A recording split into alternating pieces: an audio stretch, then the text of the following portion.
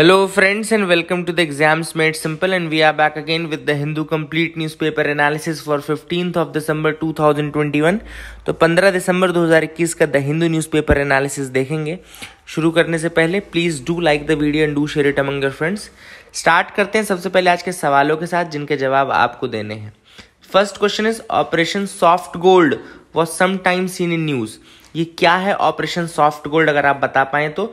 Options are first is to curb the smuggling of precious metal from foreign countries, second is to protect Indian citizens from Afghanistan, to tackle the illegal trade in shahtoosh shawls made from chiru wool, and to transport the humanitarian aid to neighboring countries to tackle the COVID pandemic। ये operation soft gold किससे related है। Second question is बक्सा tiger reserve is located in which of the following state.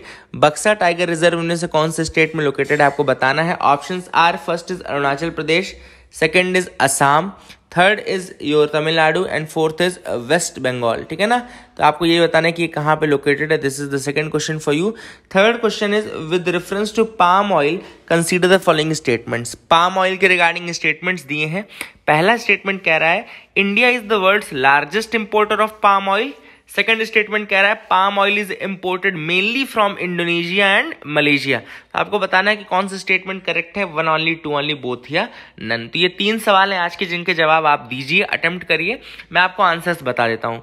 पहला सवाल जो हमने पूछा था वो था ऑपरेशन सॉफ्ट गोल्ड। ये मैंने पढ़ाया भी हुआ था आप लोगों को। This is answers is C, यानी कि to tackle the illegal trade in shahtoosh shawls made from the chiru wool. ये मैंने आपको बताया था। दूसरा सवाल था कि बक्सा टाइगर रिजर्व कहां पर लोकेटेड है। It's a very easy question. इसका आंसर है West Bengal, D West Bengal is the correct answer for this. Third question मैंने पूछा था with reference to palm oil which of the following statements are correct. दोनों ही स्टेटमेंट सही हैं। India is the world's largest importer of palm oil, बिल्कुल सही statement है। एंड मेनली जो पाम ऑयल हम इंडिया में इंपोर्ट करते हैं वो इंडोनेशिया एंड मलेशिया से करते हैं। तो these statements are correct. I hope you got clarity regarding these. तो आपको समझ में आ गया होगा। मूव करते हैं mains question of the day की तरफ। तो आज का mains question of the day आपको बता दूं, critically analyse the AFSPA act, यानी कि आपको एनालाइज करना है क्रिटिकली किस एक्ट को, अफ्स्पा एक्ट को, and its relevance in today's time. आज के टाइम में इसका रेलिवेंस, अभी हमने कुछ दिनों पहले से अफ्स्पा पढ़ना काफी शुरू किया है, उसके बारे में देखा है। अब आपको बताना है कि कितना रेलिवेंट है ये अफ्स्पा एक्ट, और दूसरा चीज कि आज के समय में कितना रेलेवेंस है, और इसको क्रिटिकली एनालाइज करिए।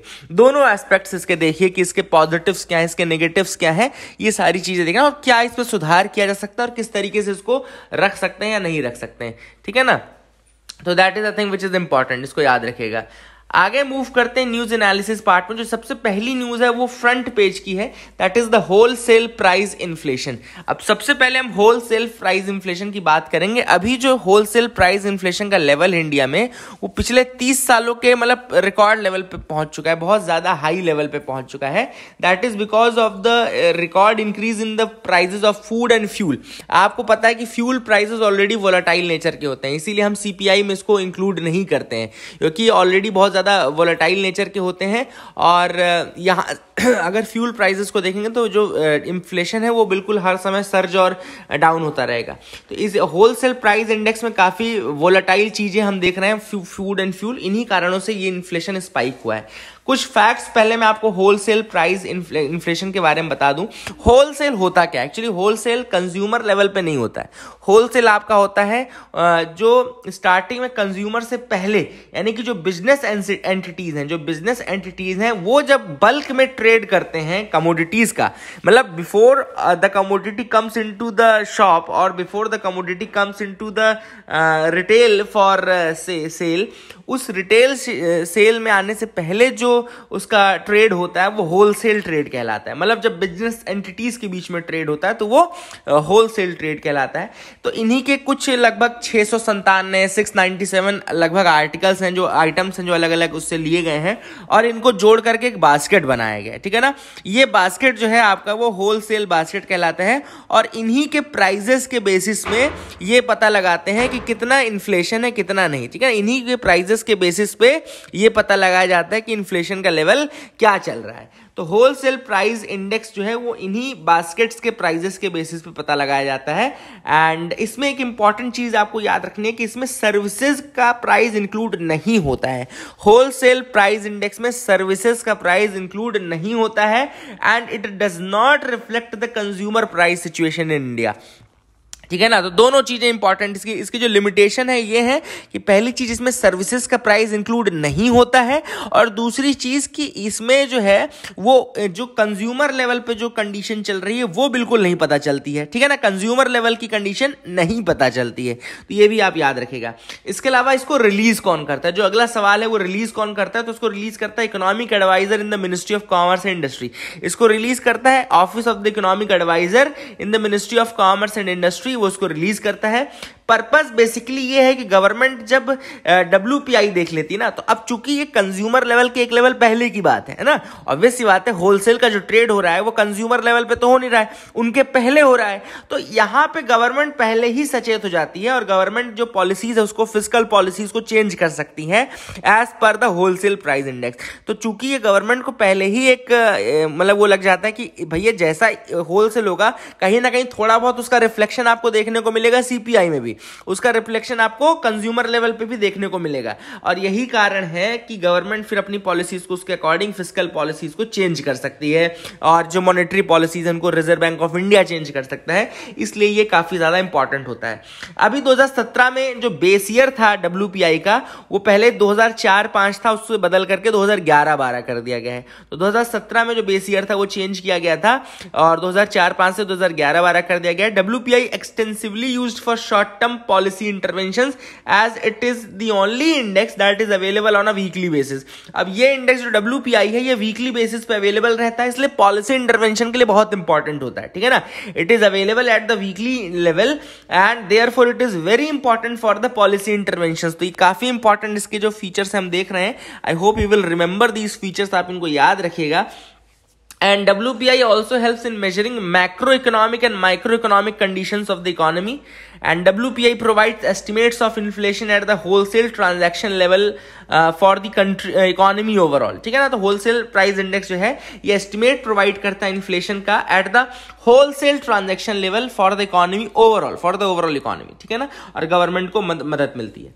अब मेजर कंपोनेंट्स की अगर हम बात करें तो सबसे पहला मेजर कंपोनेंट है प्राइमरी आर्टिकल्स। प्राइमरी आर्टिकल्स बहुत मेजर कंपोनेंट है WPI का, जिसमें दो पार्ट है। प्राइमरी आर्टिकल्स के दो पार्ट हैं, एक है फूड आर्टिकल्स एंड दूसरा है non food articles. Food articles में आपका cereals, paddy, wheat, pulses, vegetables, fruit, milk, egg, meat, fish ये सब आता है। नॉन फूड आर्टिकल्स में oil, seeds, minerals, crude, petroleum ये आता है। दूसरा जो WPI बास्केट में कंपोनेंट है वो है fuel and power. Fuel and power में आपका पेट्रोल, डीजल, LPG ये सब आता है। एंड जो बिगेस्ट बास्केट है WPI का, सबसे बड़ा जो पार्ट है WPI का वो है मैन्युफैक्चर्ड गुड्स का। ठीक है ना, मैंने कल भी आपसे सवाल पूछा था कि सबसे बड़ा कौन सा कंपोनेंट है, तो मैन्युफैक्चर्ड गुड्स का कंपोनेंट सबसे बड़ा कंपोनेंट है WPI का। उसमें आता है textile, apparel, paper, chemical, plastic, cement, metal etcetera ये सारी चीजें आती हैं। तो प्राइमरी आर्टिकल्स दो तरीके के, फूड, नॉन फूड।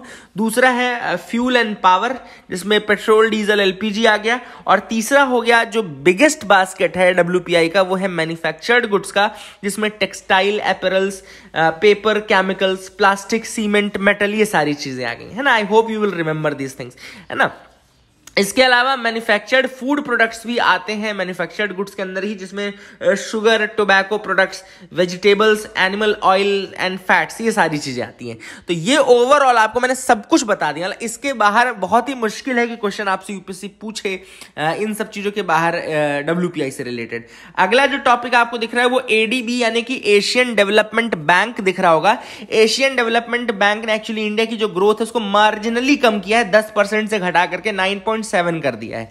आपने को ज्यादा ये याद नहीं रखना कि कितना क्या किया, अपने को मतलब होना चाहिए कि ADB क्या है, उसकी शेयर होल्डिंग का परसेंटेज क्या है, थोड़ा बहुत उसके बेसिक्स, है ना। तो सबसे इंपॉर्टेंट चीज ADB का फुल फॉर्म है Asian development bank. It's a regional development bank. सबसे पहले याद रखिएगा, एशियन डेवलपमेंट नाम से ही क्लियर है कि एशियन एशिया के लिए है ना। तो it's a regional development bank. कैसा है, रीजनल डेवलपमेंट बैंक है।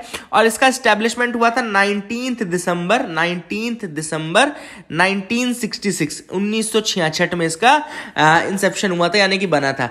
तो 19 दिसंबर 1966 को ये बना था, ये आप याद रख सकते हैं। हेडक्वार्टर इसका मनीला में है, हेडक्वार्टर मनीला है ना, जहां सब लोग पैसा लेके जाते हैं क्योंकि बोलते हैं मनीला फिलीपींस में इसका हेडक्वार्टर लोकेटेड है।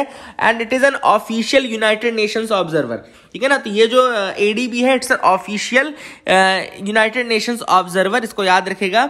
अब देखो सबसे इंपॉर्टेंट सवाल जो आपसे यूपीएससी पूछेगा जब स्टेटमेंट देगा, तो वो देगा it has only Asian members.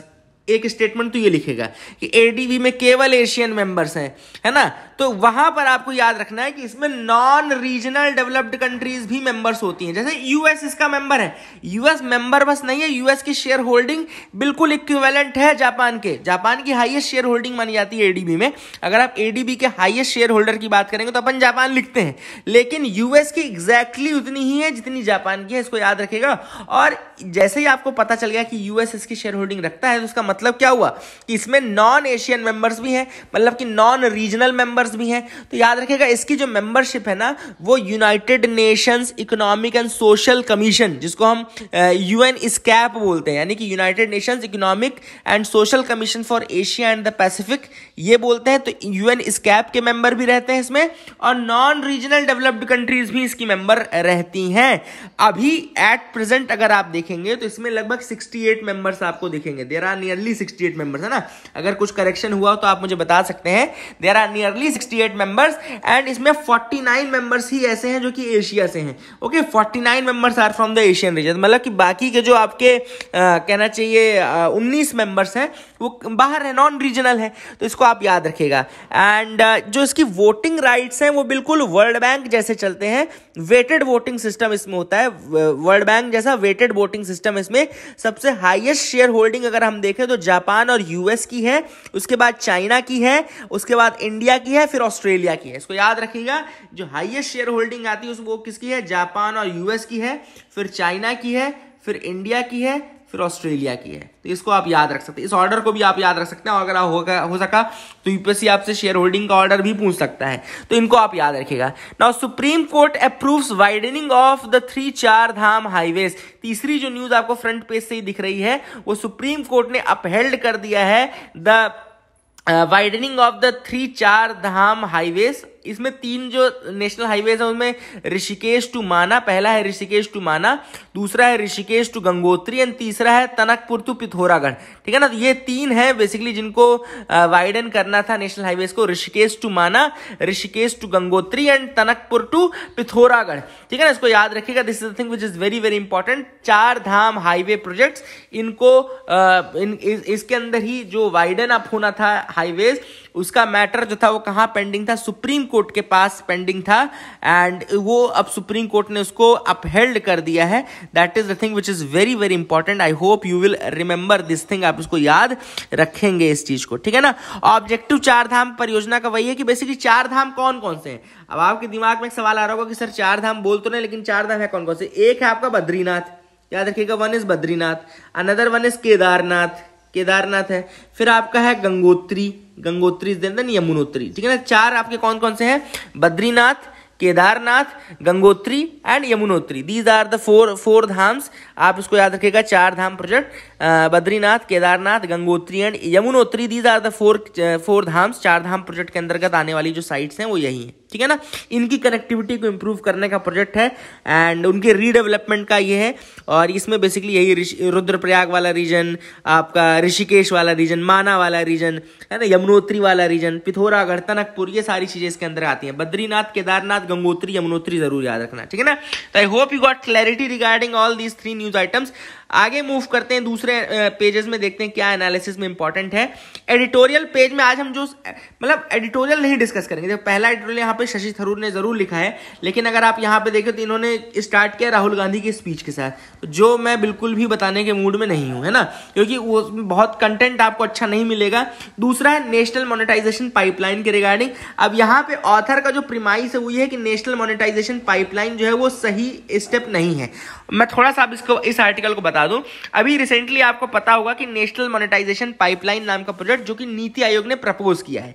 NITI Aayog ने प्रपोज ये किया कि भैया हम नेशनल मोनेटाइजेशन पाइपलाइन की तरफ जाएंगे, जिसमें 6 लाख करोड़ रुपए हम बनाएंगे। कैसे? By leasing of the core assets of the government. Government के जो कोर एसेट्स हैं सेंट्रल गवर्नमेंट के, उसमें रोड्स के लिए roads, railways, power, oil, gas pipeline, telecom sector, civil aviation, shipping ports, waterways, mining, food and public distribution, coal, housing, urban affairs, stadium, sport complexes, इनको क्या करेंगे? लीजिंग पे देंगे, लीज पे देंगे प्राइवेट प्लेयर्स को, और वहां से हम 6 लाख करोड़ रुपए बनाएंगे। This is actually the national monetisation pipeline, ठीक है ना। तो यहां पे हम क्या है, एसेट्स को लीज पे देंगे, एंड उससे फिर जो अनयूज्ड एसेट्स हैं, जो कि यूज नहीं हो रहे हैं, उनको लीज पर देंगे, और वहां से हम 6 लाख करोड़ रुपए बनाएंगे। This is the thing. और ये बेसिकली उन्होंने पीरियड सेलेक्ट किया है 2022 से लेकर के 2025 तक का पीरियड, ठीक है ना। 2022 से लेकर के 2025 तक का पीरियड इन्होंने सेलेक्ट किया है, ठीक है। अब यहां पे ऑथर ने कहा है कि भैया बहुत ज्यादा आपका ये फ्रूटफुल नहीं होगा, क्योंकि ऑलरेडी इंडिया के जो पब्लिक जो अगर आप वो वेंचर्स देखो, पब्लिक वेंचर्स देखो, तो वो बहुत ज्यादा लॉस मेकिंग वेंचर्स हैं। They are very loss making ventures है ना, बहुत ज्यादा प्रॉफिटेबल वेंचर्स तो है नहीं। तो ऐसे में यहाँ पे इनका ये कहना है कि ये ऑलरेडी जो ये लॉस मेकिंग एंटिटीज हैं, ये ऑलरेडी अगर प्राइवेट के साथ मिक्स हो गई तो प्राइवेट को भी लॉस मेकिंग वेंचर्स में कन्वर्ट कर देंगी, उनको भी प्लेग कर देंगी। This is what they are saying. अब यहां पर ऑथर ने सबसे पहले पीएसयू के डिक्लाइन के कुछ रीजंस दिए। अब मैं आपको क्यों बता रहा हूं, इसको लिख लेना, एज इट इज लिखना, मतलब पीएसयूज के डिक्लाइन के रीजन एज इट इज लिखना। कल को यूपीएससी आपसे मेंस में डायरेक्ट क्वेश्चन पूछ सकता है कि पीएसयूज के डिक्लाइन का रीजन क्या है, आपको एज इट इज लिख देना है। सबसे पहला जो रीजन ऑथर ने दिया है पीएसयू के डिक्लाइन का, वो है कॉस्ट ओवररन। कॉस्ट ओवररन मतलब कि जितनी कॉस्ट आप प्रोजेक्ट के लिए डिसाइड करते हैं वो जब ओवररन हो जाती है, मतलब कि वो जब बहुत ज्यादा बढ़ जाती है, तो जो एंटिटी वो काम नहीं कर पाती। ऑब्वियस सी बात है भाई, आपने बजट सेलेक्ट किया 1000 रुपए का और वो चला गया 1500 में, तो बाकी 500 रुपए के लिए फिर आप कहां से करोगे, है ना। और गवर्नमेंट में तो ऐसा है कि आपने पहले अप्रूवल ले ली होती है और बाद में आपको दोबारा अप्रूवल लेनी पड़ती है, तो ये सब प्रोसेस बहुत टाइम टेकिंग है, और जितना ज्यादा टाइम लगेगा उतना ज्यादा समझ लो कि प्राइस इंक्रीज होता रहेगा। तो cost overrun is the most important reason जो कि रिस्पॉन्सिबल है for the projects untimely completion of projects, और फिर उसकी कॉस्ट और ज्यादा एक विशेष साइकिल में चला जाता है, ठीक है ना।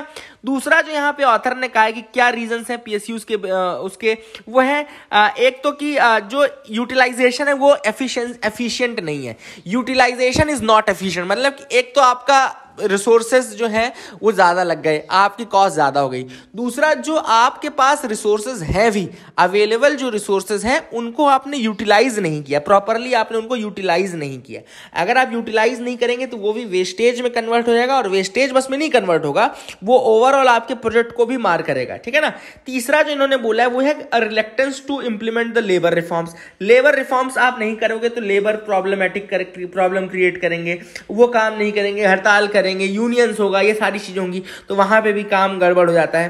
Then poor decision making is another reason. Poor decision making, poor inter departmental ministerial coordination, ineffective governance, ठीक है ना। तो एक तो poor inter ministerial department coordination, poor decision making, ineffective governance and excessive government control. जो red tapism अपन बोलते हैं ना, रेड टेपिज्म, गवर्नमेंट क्या है कई बार बहुत ज्यादा एक्सेसिव रूल बेस्ड उसमें चली आती है, बुक्स में चली आती है, और तब काम जो है वो कंप्लीट नहीं हो पाते। देन इसके अलावा These are the reasons for the failure of infrastructural assets। तो याद, इन सब रीजंस को याद रखेगा, cost overrun, poor decision making, red tapism, labour reforms को नहीं करना, ये सारे जो रीजंस हैं they are responsible for the poor implementation of the infrastructural public infrastructural project. इसके अलावा ऑथर ने अभी जो एक रिसेंट प्रोजेक्ट है गति शक्ति नेशनल मास्टर प्लान, गति शक्ति मतलब कि जो इंफ्रास्ट्रक्चरल प्रोजेक्ट्स हैं उनको थोड़ा पेसफुली, यानी कि उनको बहुत जोरों से तेजी से करने की बात इन्होंने कही है प्राइम मिनिस्टर ने, जिसमें उन्होंने ये भी कहा है कि अलग अलग जो मिनिस्ट्रीज हैं, 16 मिनिस्ट्रीज हैं, रेलवे, रोडवे, इन सबको कोऑर्डिनेट करेंगे, और इनके साथ टाइमली इंप्लीमेंटेशन, मतलब कि डिजिटल मेथड्स के थ्रू टाइमली इनके साथ इंटरवेंशन करके डिजिटल जो इंफ्रास्ट्रक्चरल प्रोजेक्ट्स हैं उनको हम पेसफुली, मतलब कि बिल्कुल जोरों के साथ करने की कोशिश करेंगे। दिस इज द नेशनल गति शक्ति, प्राइम मिनिस्टर गति शक्ति नेशनल मास्टर प्लान, है ना। तो ऑथर ने इसकी तारीफ की है। दूसरा, उन्होंने इकोनॉमिक सर्वे का भी जिक्र किया दिया है जिसमें उन्होंने कहा है कि भैया इकोनॉमिक सर्वे में भी गवर्नमेंट ने कहा है कि इनको कंप्लीटली रिवैम्प करना है, कोऑर्डिनेट करना है, कॉर्पोरेट गवर्नेंस स्ट्रक्चर को बदलना है, ऑपरेशनल इकोनॉमी को ऑटोनॉमी देनी है। अगर आप ऑपरेशनल ऑटोनॉमी देंगे पीएसयूज को तो और बहुत अच्छे से काम कर पाएंगे। तो ये सारी चीजें, ऑटोनॉमी दो और उसके साथ अकाउंटेबिलिटी रखो भैया कि आप अपने डिसीजन के लिए स्वयं जिम्मेदार है ना। बोलते ना यात्री अपने सामान के लिए स्वयं जिम्मेदार है। तो अगर अपन उनको ऑटोनॉमी देंगे लेकिन ऑटोनॉमी के साथ साथ उनको ये बताएंगे कि भैया आप ऑटोनॉमस तो हो लेकिन आप अकाउंटेबल भी हो, तो अगर हम ये दोनों चीजें प्रोवाइड करते हैं तो कहीं ना कहीं इससे एफिशिएंसी जो है वो इंप्रूव होगी, है ना। दैट इज व्हाट, एंड इसी तरीके के मेजर्स की हमको जरूरत भी है। This is what the author is saying, ठीक है ना। आई hope you got clarity regarding that. अगला जो न्यूज आइटम है वो है India votes against the UN draft resolution on climate change. अब अभी रिसेंटली आयरलैंड और नाइजर जो है उन्होंने एक ड्राफ्ट रेजोल्यूशन ले आया और उन्होंने ये कहा कि जो क्लाइमेट चेंज है उसको हम UNFCCC से हटा करके सिक्योरिटी काउंसिल के अंतर्गत ले आना चाहते हैं। मतलब UNFCCC से हटा करके इस मैटर को सिक्योरिटी काउंसिल के अंदर लाना चाहते हैं।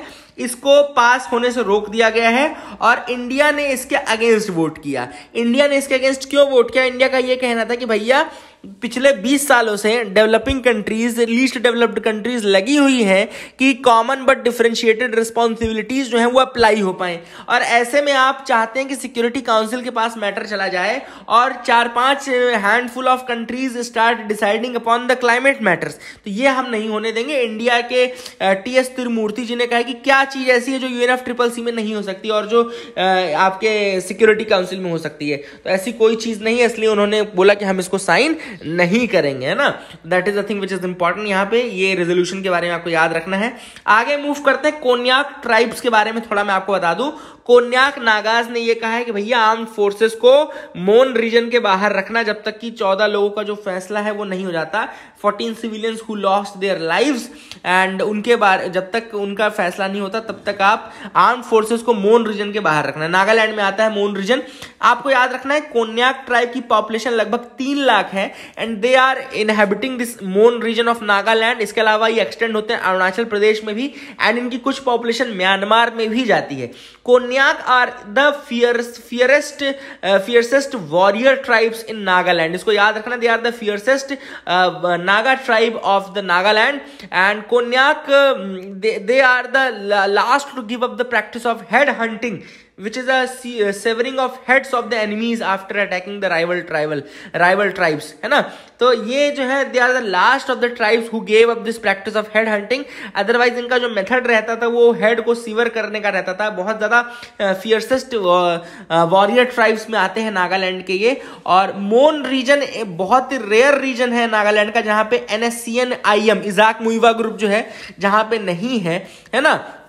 और जो Naga insurgent groups indigenous to Nagaland है उनकी बैकबोन है ये कोन्याक ट्राइब, है ना। That is the thing which is important, ये आपको याद रखना है। और IM जो है इजाक मुइवा जो ग्रुप है उसमें उसको डोमिनेट कौन करता है? मणिपुर ओरिजिन की तांगखुल ट्राइब। याद रखेगा, मणिपुर की तांगखुल ट्राइब का नाम भी याद है। कोन्याक ट्राइब आपको मैंने बता दिया, और एक मणिपुर की ट्राइब है Tangkhul tribe, TANG Tangkhul KHUL Tangkhul tribe. ये लिख लेना क्योंकि यूपीएससी क्या है आपसे ट्राइब्स और मैच करवा सकता है ना। तो वहां पे आपको ये पता होना चाहिए कि ये भैया नागालैंड की कोन्याक ट्राइब है। तांगखुल आपको लिख देता हो, पता होना चाहिए कि ये मणिपुर की ट्राइब है। इसको याद रखना है। This is the thing which is important. I hope you got clarity regarding this as well. आपको समझ में आ गया होगा। आगे मूव करते हैं, देखते हैं और क्या इंपॉर्टेंट न्यूज आइटम्स है जिनको हमको देखना है। एंड यहाँ पे एक है कि RBI जो है वो करेक्टिव एक्शन स्कीम जो कि प्रॉम्प्ट करेक्टिव एक्शन लाता है ना। RBI क्या करता है, जैसे बैंक की कंडीशन देखी, अगर वो बैंक की कंडीशन सही नहीं है, यानी कि अगर उसका CRAR जो है कैपिटल रेशियो जो है वो सही नहीं है, अगर उसका लेवरेज रेशियो सही नहीं है, ये सारी चीजें अगर सही नहीं है तो RBI क्या करता है, उनको बोलता है कि भैया अब आप प्रॉम्प्ट करेक्टिव एक्शन में रहोगे। मतलब आपको कुछ कंडीशंस दे दी जाएंगी कि आप इतना इससे ज्यादा लोन नहीं दे सकते, इससे ज्यादा आप लैंड नहीं कर सकते, इससे ज्यादा आपको वो रखना पड़ेगा, ये सारी कंडीशन। ये अब उन्होंने बोला है कि अब हम ये चीज कंडीशन किसके लिए लाएंगे, ये हम कंडीशन लेकर आएंगे उनके लिए फॉर द NBFCs के बारे में थोड़ा मैं आपको बता दूं। NBFCs के बारे में ये फैक्ट्स आप याद रखेगा कि एनबीएफसी जो है बैंकिंग सर्विस प्रोवाइड करते हैं to people without holding a bank licence. इनके पास बैंक का लाइसेंस नहीं होता है, ठीक है ना। बैंक वहीं पे एक गवर्नमेंट एंटिटी है जिसको कि बैंकिंग रेगुलेशन एक्ट के अंतर्गत रखा जाता है ना। बैंकिंग रेगुलेशन एक्ट 1949 के अंतर्गत रहते हैं ये लोग बैंक से, है ना। वहीं पे जो एनबीएफसी है वो कंपनीज एक्ट के अंतर्गत रहते हैं। कंपनीज एक्ट 1956, कंपनीज एक्ट 2013 के बारे अंदर है। डिमांड डिपॉजिट्स की अगर हम बात करें, ये चार्ट याद रखना बहुत इंपॉर्टेंट है, मैं इसको टेलीग्राम ग्रुप में शेयर भी कर दूंगा। डिमांड डिपॉजिट एक्सेप्ट नहीं करते हैं ये, they do not accept demand deposit NBFCs, and ये जो बैंक्स हैं ये एक्सेप्ट करते हैं डिमांड डिपॉजिट। वहीं फॉरेन इन्वेस्टमेंट की बात करें तो फॉरेन इन्वेस्टमेंट एनबीएफसीज में 100% अलाउड है। बैंक से केस में, प्राइवेट सेक्टर बैंक केस में 74% अलाउड है। पेमेंट एंड सेटलमेंट सिस्टम की अगर हम बात करें तो NBFCs do not form the part of payment and settlement system, वहीं पे बैंक से है integral part of the payment and settlement system. Deposit insurance जो है वो एनबीएफसीज में प्रोवाइडेड नहीं है लेकिन बैंक्स में अवेलेबल रहता है। क्रेडिट क्रिएशन एनबीएफसीज क्रेडिट नहीं क्रिएट करते हैं, बैंक्स क्रेडिट क्रिएट करते हैं। Transactional services are not provided by NBFCs, transactional services are provided by the banks. ये आपको थोड़ा सा याद रखना है, differentiation between banks and NBFCs. अगर आप याद रखते हैं तो that is very very good, वो बहुत अच्छा रहेगा, है ना। आप इसको याद रखिएगा। आगे मूव करते हैं, देखते हैं और क्या इंपॉर्टेंट न्यूज आइटम्स है जिनके बारे में को डिस्कस करना है। तो you can move with me. यहां पर टेक्स्ट एंड कंटेक्स्ट में पहला आर्टिकल है मेकिंग केस फॉर डीक्रिमिनलाइजेशन। यहां पे एनडीपीएस एक्ट, एनडीपीएस एक्ट कब का है? 1985 का एक्ट है एनडीपीएस एक्ट, है ना। और नारकोटिक कंट्रोल आपका ये एंड साइकोट्रोपिक सब्सटेंसेस के ऊपर है, narcotics drugs and psychotropic substances, ये एक्ट है 1985 का। और प्रेजेंट में क्या प्रोविजन है इसके अंदर कि एनी पर्सन हु कंज्यूम्स और पजेसेस, अब यहां पे याद रखिएगा, एनी पर्सन हु कंज्यूम्स और पजेसेस द नारकोटिक्स ड्रग्स और psychotropic substances, he or she shall be imprisoned and be slapped with monetary penalties। अभी कोई भी व्यक्ति अगर पजेस कर रहा है नारकोटिक ड्रग्स को या साइकोट्रोपिक सब्सटेंसेस को, भले ही अपने पर्सनल कंजम्पशन के लिए कर रहा हो, लेकिन उस व्यक्ति को मतलब क्रिमिनल ऑफेंस भी फेस करना पड़ेगा और सिविल ऑफेंस भी फेस करना पड़ेगा, मतलब पेनल्टी भी लगेगी और इम्प्रिजनमेंट भी होगा। तो ऐसे में अब यहाँ पे ministry of social justice and empowerment का ये कहना है कि भैया आप एटलीस्ट जो ये कम मात्रा में अगर पोजेशन कोई कर रहा है, कम मात्रा में अगर खुद के उसके लिए पोजेशन कर रहा है, उसको रिहेबिलिटेट करो, उसको रिहेबिलिटेट जरूर करो, उसको बताओ कि ये गलत है ना, रिहेबिलिटेशन करो उसका, लेकिन उसको इम्प्रिजनमेंट मत दो, उसको फाइन्स मत लगाओ, ये सब मत करो, है ना। This is what has been suggested by the ministry of social justice and empowerment. इसीलिए उन्होंने कहा है कि भैया जो बहुत ही कम अमाउंट में अगर पोजेशन है, बहुत ही कम अमाउंट में अगर कंजम्पशन है, तो आप उसको डीक्रिमिनलाइज कर सकते हैं, you can decriminalise that part. This is what has been suggested by the ministry of social justice and empowerment. NDPS act के अंतर्गत ये सजेशन उन्होंने दिया है। तो I hope you got clarity regarding that, आपको समझ में आ गया होगा। आगे मूव करते हैं जीरो बजट नेचुरल फार्मिंग की सच्चाई के बारे में। अब यहां पे ऑथर ने कहा कि जीरो बजट नेचुरल फार्मिंग जो है उसको सुभाष पालेकर लेकर के आए हैं। This is the entry to that group.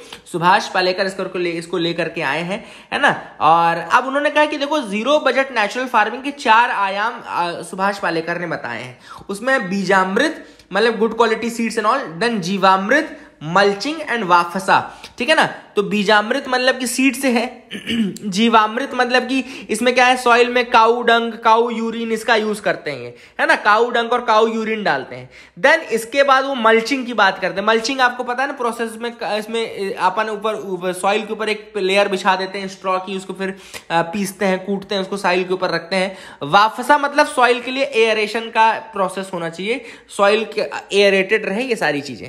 अब ऑथर ने यहाँ पे ये किया कि जो इनके क्लेम है जीरो बजट नेचुरल फार्मिंग की, बहुत ही अनसब्सटेंशियल क्लेम है। क्यों? क्योंकि अगर हमने देखा जो इसका बीजामृत जीवामृत है, इसमें आपको काऊ यूरिन लगती है, काऊ डंग लगता है, टोबैको लगता है, फ्रूट्स लगते हैं, ग्रीन चिलीज लगती हैं, गार्लिक लगता है, नीम लगता है ना, ये सारी चीजें, जिसमें वो अग्निअस्त्र, ब्रह्मास्त्र एंड नीमास्त्र का यूज करते हैं। अग्निअस्त्र, ब्रह्मास्त्र और नीमास्त्र का यूज करते हैं। तो ऑथर ने कहा ये सारी चीजें जो है इन सब में बजट लगता है भैया, इन सारी चीजों में पैसा लगता है, नीम खरीदने में, आपको टोबैको खरीदने में, फ्रूट्स खरीदने में, ग्रीन चिलीज खरीदने में। तो जीरो बजट वाली बात गलत हो गई।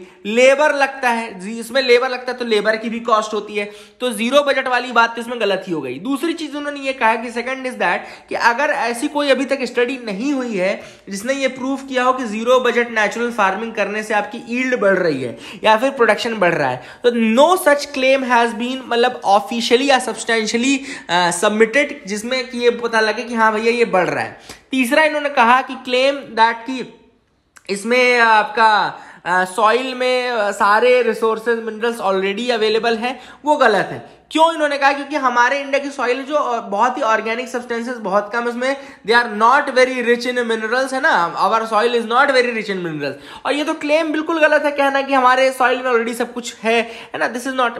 बहुत जगह की सॉइल तो बहुत टॉक्सिक होती है due to heavy metal pollution and industrial and municipal waste, तो ये भी ऑथर ने कहा। इसके अलावा ऑथर ने कहा कि जो काउ यूरिन और ये बोल रहे हैं यूज करने को जितना, उसके हिसाब से तो 1 एकड़ में केवल 750 ग्राम का ही आप नाइट्रोजन ऐड कर पा रहे हो, and which is very less as compare to the normal process. तो आप जितना बोल रहे हो कि काउ डंग यूज होगा और जितना काउ यूरिन आप बोल रहे हो, उससे केवल 750 ग्राम नाइट्रोजन पर एकड़ पर सीजन ही आप डाल पाओगे, है ना, 750 ग्राम्स पर एकड़ पर season, and this is very इनएडिक्वेट considering the nitrogen requirement of the Indian soil. Indian की सॉइल बहुत ज्यादा नाइट्रोजन मांगती है, ये बहुत कम है, ठीक है ना। तो ये सारे जो क्लेम्स है ZBNF के, ये बिल्कुल अनवेरिफाइड क्लेम्स है, और जो उनका कहना है कि ये जीरो बजट है, जीरो बजट बिल्कुल नहीं। This is what has been said by the author, and हमको साइंटिफिक अप्रोच की जरूरत है जिसमें साइंटिफिकली हम ये सारी चीजें पता करें और कुछ एक अच्छा सोल्यूशन निकाल करके ले आए। So that is it for the day friends. I hope you like the video. Please like and subscribe, keep loving us, keep sharing us. Thank you and have a nice day.